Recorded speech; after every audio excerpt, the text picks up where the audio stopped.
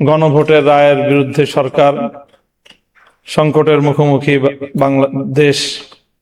বাংলাদেশ অর্থাৎ শীর্ষক আজকের এই সেমিনারে উপস্থিত সম্মানিত নেতৃবৃন্দ, উপস্থিত সম্মানিত সুধী, এতক্ষণ পর্যন্ত আপনারা 11 দলীয় ঐক্যের শীর্ষ নেতৃবৃন্দ সহ অন্যান্য আলোচকদের কাছ থেকে বর্তমান বাংলাদেশের সংকটের মূল উৎস কোথায় এবং সেই সংকটের সমাধানের পথ কি এই বিষয়ে অত্যন্ত গুরুত্বপূর্ণ আলোচনা শুনেছেন। সেমিনারে প্রবন্ধের মূল আলোচক ছিলেন বিশিষ্ট আইনজীবী অ্যাডভোকেট শিশির মনির। অত্যন্ত স্পষ্টভাবে সমস্যার গোড়া চিহ্নিত করেছেন।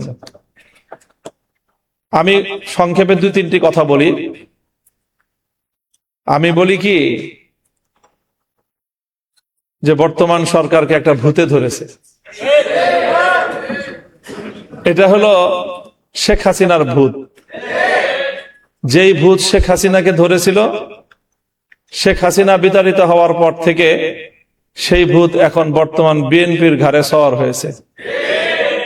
ভূতটা হলো জনগণকে অপমান করার ভূত।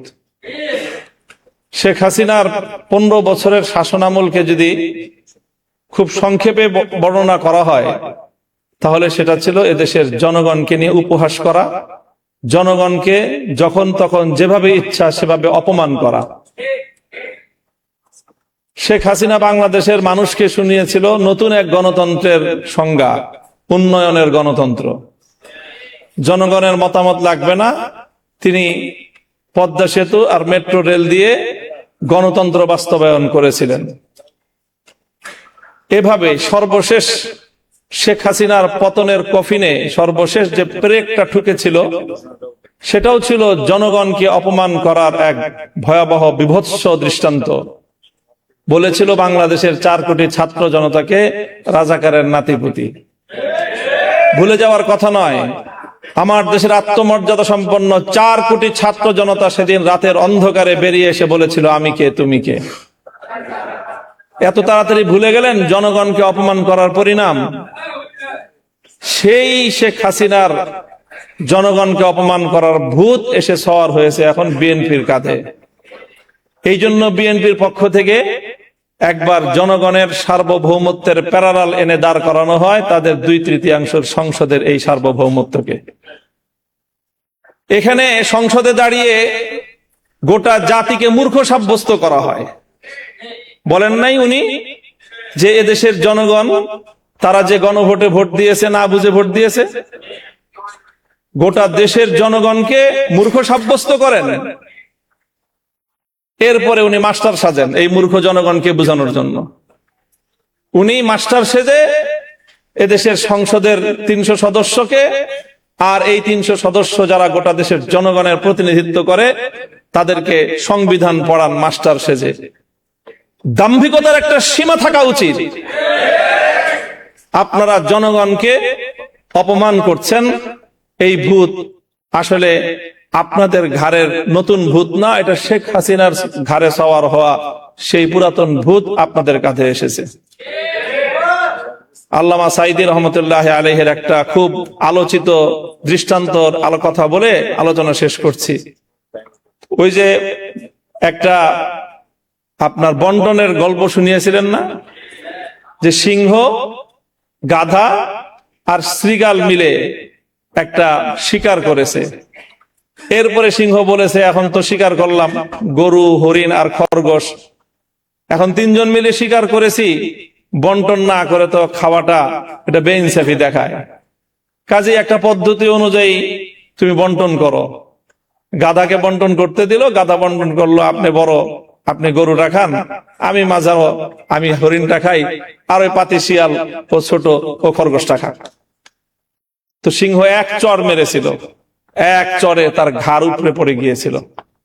এরপরে বলল যে শ্রীগালকে বলল তুই ভাগ কর।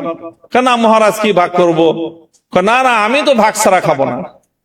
আমি তো সিস্টেম ছাড়া খাই না, সাংবিধানিক পদ্ধতি বাস্তবায়ন হবে তারপরে সে আমি খাবো।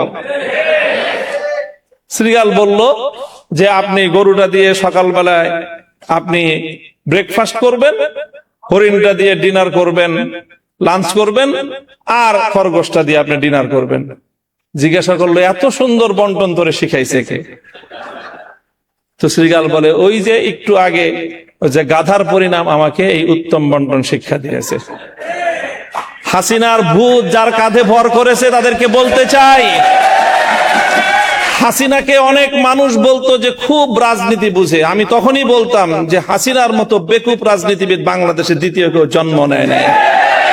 70 বছরের আওয়ামী লীগকে বাংলাদেশ থেকে ধ্বংস করে দিয়ে গিয়েছে শেখ হাসিনা। শেখ হাসিনা গাধার মতো ভূমিকা পালন করতে গিয়ে সীমান্তের অপর প্রান্তে গিয়ে পড়েছে। তোমরা শ্রীগালের মতো যদি সেই শেখ হাসিনার পথ অবলম্বন করার চেষ্টা করো, সেখান থেকে শিক্ষা গ্রহণ করো, তোমার পরিণাম ভিন্ন কিছু হবে না। ক্ষমতার মসনদে বসলে জনগণকে খুব ক্ষুদ্র মনে হয় না?